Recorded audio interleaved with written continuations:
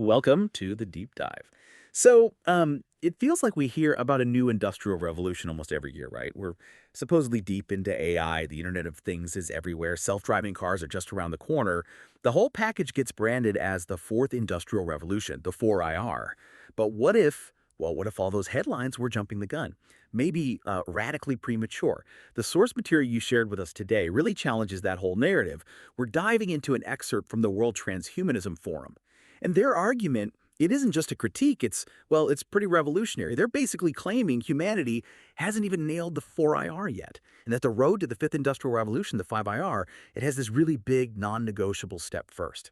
So our mission today is to unpack this specific transhumanist vision. It's a philosophy saying the next big leap can't start with, better code or faster robots. Nope. It has to begin fundamentally by upgrading the human being itself. Let's get into this. Yeah, it cuts right through the usual tech hype. The source, it defines the central tension right away. It acknowledges all the amazing tech rockets, quantum computing, maybe genomics, all of it, but then it kind of waves it away as progress, yes, but maybe partly illusory progress. Why illusory? Because, they argue, our ethics, our wisdom, our morality, it just hasn't kept pace at all with our technological power. We've got these incredible, almost godlike tools, but maybe, they suggest, the maturity level hasn't evolved much. Still driven by primal stuff. So the 5IR, it can't just be the next step on the graph, It's Yeah. not just Moore's law marching on. It has to be a conscious choice, an internal evolution. We have to deliberately decide to align our morals with our machines. That's the prerequisite. Wow, okay. That sets an incredibly high bar right from the start. The article describes where we are now as standing in the space between confusion and awakening. Yeah. Which honestly kind of resonates, doesn't it? You see tech changing everything so fast. The big underlying problems, inequality, conflict, environmental damage, they seem so stubborn. Like you said, governments hold sonnets, companies make pledges, but then, the next day, it feels like we're back in those same old cycles of greed, division, and corruption, the source mentions. Exactly. And that failure, that gap between having immense power and actually improving human well-being, that's what the source pins as the failure of the idea of the 4IR so far. The fourth revolution, remember, was supposed to be this great merger, fusing the biological, the digital, the physical. But this article says, hang on, it didn't fuse things, it actually created more division in practice. And think about the results they list. We ended up with floods of information without understanding, data everywhere, but wisdom, not so much. We got automation without ethics, building systems that displace people or make decisions without a moral compass baked in, and ultimately power without purpose, just accumulating capabilities without a clear shared vision for where we're going. So instead of fixing things, the 4IR as it stands just seems to have, put the existing human flaws onto a high-tech platform, amplified them. Right. So the conclusion is pretty stark then. The 4IR isn't really a new era. It's just the old game with shinier, faster toys. And that leads directly to their big prerequisite. The fifth industrial revolution just cannot happen until we stop focusing only on optimizing the tech and start, as they put it, to fix the human at the center of it.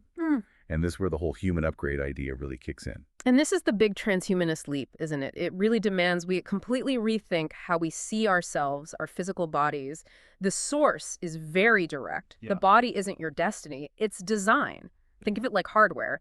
And specifically, it's ancient design built for survival, not for transcendence.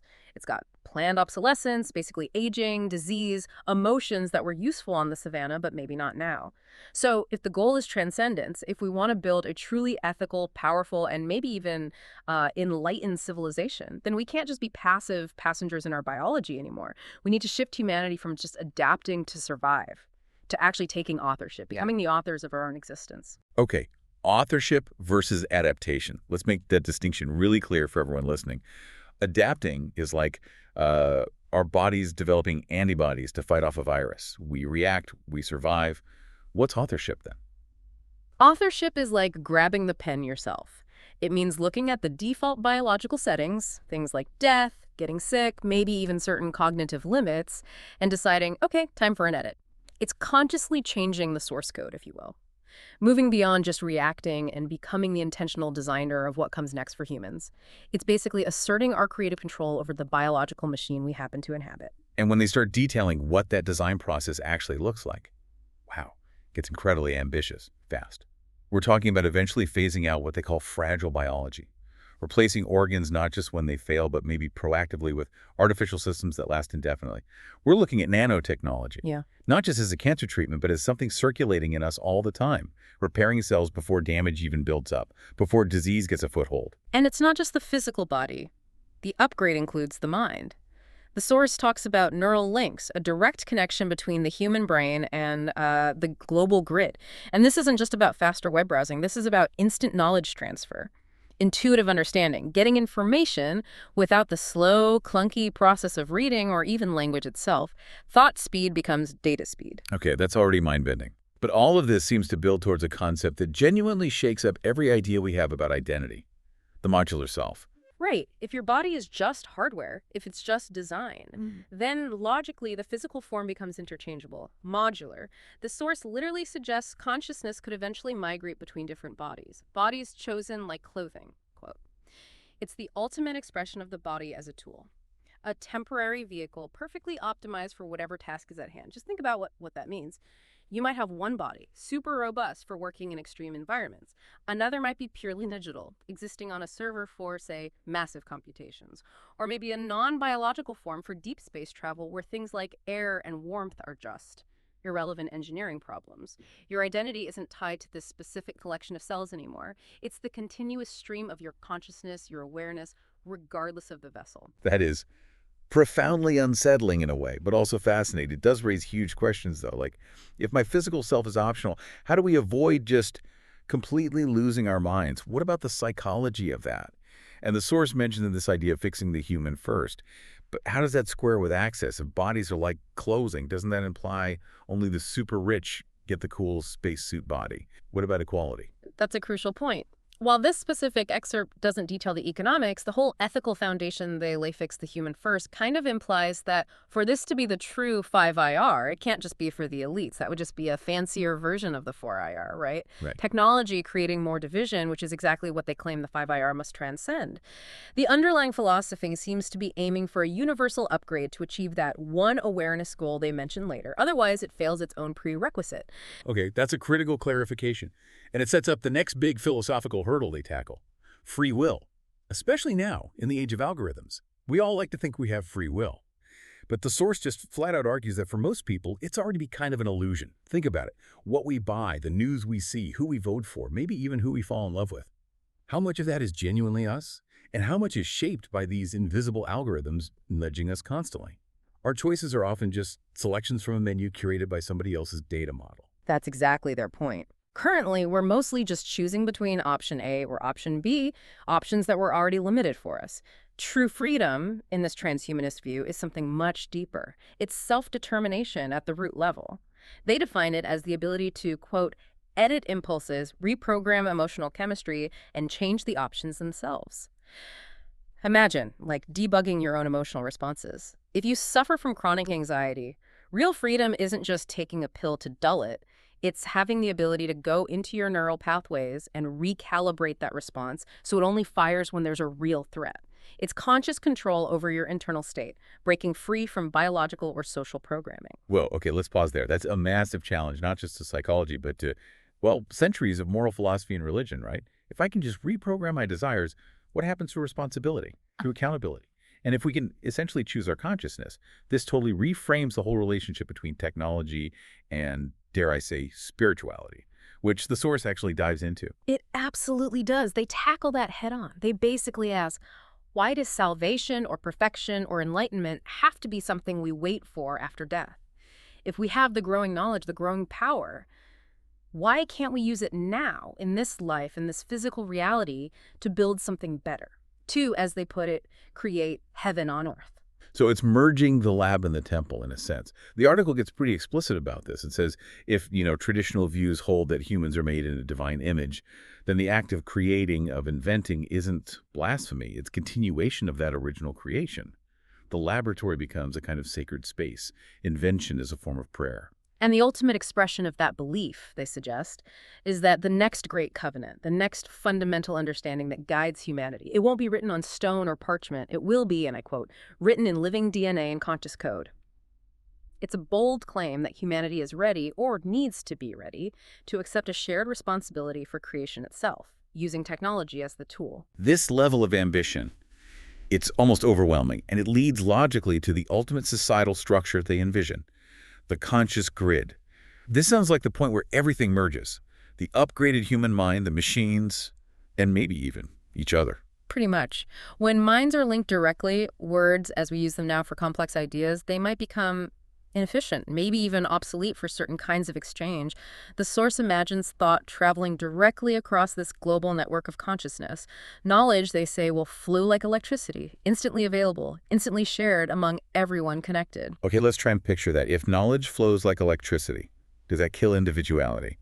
If everyone knows everything instantly, what makes me unique? Where does original thought come from? That's a fair question. The source argues that individuality does remain unique. Their analogy is that humanity becomes like one organism, many minds, one awareness. So the factual knowledge base, the data that's shared, but how you use it, the creative connections you make, your unique perspective, your subjective experience of that knowledge, that remains individual. Perhaps it even enhances creativity by removing the barriers of ignorance or not having access to the right information. It creates a foundation of shared truth for unique ideas to build upon. And, they argue, the ultimate technical achievement driving all this, the real peak of the mountain, is overcoming mortality itself. That's the end game for all the nanotech and bioengineering. Yeah, the language they use is incredibly blunt. Aging slows, then stops, then becomes optional. Death isn't fate. It's just an engineering problem.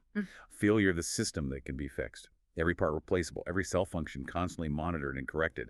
Lifespan stretching potentially across centuries, millennia even, assuming you choose to stick around. And remember, the upgrade isn't just about living longer, it's about living better, refining the emotional landscape too.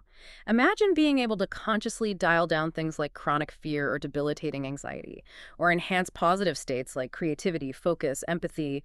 The human experience stops being this biological lottery and becomes, well, a consciously chosen or optimized state of being. Which inevitably brings us back to AI, artificial intelligence. It looms so large in every conversation about the future. Friend, foe, master, servant. The transhumanist perspective in this article is actually quite non-alarmist about AI. Surprisingly so, maybe.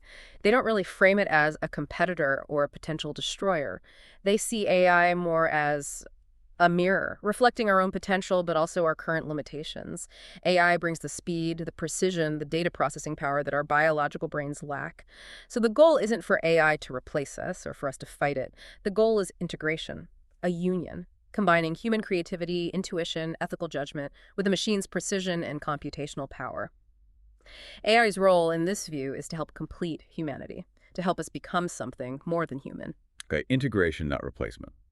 And if we achieve this, these integrated, potentially immortal minds and modular bodies all connected, how does society actually function? The article sketches out a pretty radical overhaul. First off, nationalism. Apparently, it just sort of dissolves, loses its meaning. If you're part of this global conscious grid and your physical location or body is temporary, your primary identity shifts. It's not about nation anymore. It's about the species. We become, functionally, one global species. And following from that, they predict a single digital currency will likely emerge.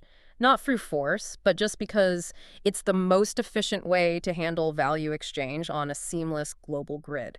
And maybe most radically, the idea of citizenship changes completely. It's no longer about where you were born. It becomes about your contribution to this global system, what you add to the collective knowledge, creativity, or maintenance of the whole thing. Contribution, not geography. Okay. Okay. But with eternal life, customized emotions, a unified consciousness, the ethical challenges are just staggering. Our current moral codes, mostly built around scarcity, short lifespans, and fixed identities, they just wouldn't apply, would they? Absolutely not. And this is maybe the most critical part of the source's argument. The ethics have to evolve alongside the technology, maybe even ahead of it. The core principle has to shift away from just obeying old rules towards a kind of radical self-aware responsibility for the power we wield. And that forces us to ask really deep, uncomfortable questions like, what does justice even mean when death isn't the ultimate consequence anymore? What is a genuine relationship when feelings can be engineered? How do we prevent godlike power from becoming godlike tyranny? Mastery over creation, they insist, must be balanced with profound responsibility. It's an incredible tightrope to walk. And finally, they loop back to that question of the divine, making sure this vision isn't seen as just, humanity playing God in a negative way. They frame it differently. It's not rebellion against any creator. It's more like stepping up to be co-creators. It's about realizing that creation is a shared responsibility. We're not replacing divinity. We're embracing the creative spark within us, using the tools we've developed to continue the process of building reality. So, for you listening, trying to process all this, the big takeaway from this particular transhumanist vision is crucial. The fifth industrial revolution, according to this source, isn't a government policy or a new product line. It's a choice, a fundamental species-level choice. The decision to evolve consciously. Our bodies become the canvas. Our minds, integrated with technology, become the laboratory where the next version of humanity gets designed. So let's try to synthesize this deep dive. The World Transhumanism Forum in this piece is essentially arguing that the real 5IR requires us to fix ourselves, our ethics, our wisdom, before we push technology much further. It asks us to see our bodies not as fixed, but as design platforms ready for optimization, to aim for a future where minds are connected, biology is optional, and maybe even death is solvable. And all of this demands a completely new ethical framework built for beings with godlike power and potentially limitless lifespans. Exactly. And perhaps the most provocative thought to leave you with, drawn directly from their conclusion, is this. When historians, centuries from now, look back at our current time, they might not call it the age of AI or the information age or anything like that. They might call it the age when humanity finally remembered or realized that the process of creation never actually stopped. It just changed hands. Moving from the slow, random processes of nature into the deliberate, conscious hands of humankind, that's definitely something to mull over until our next deep dive.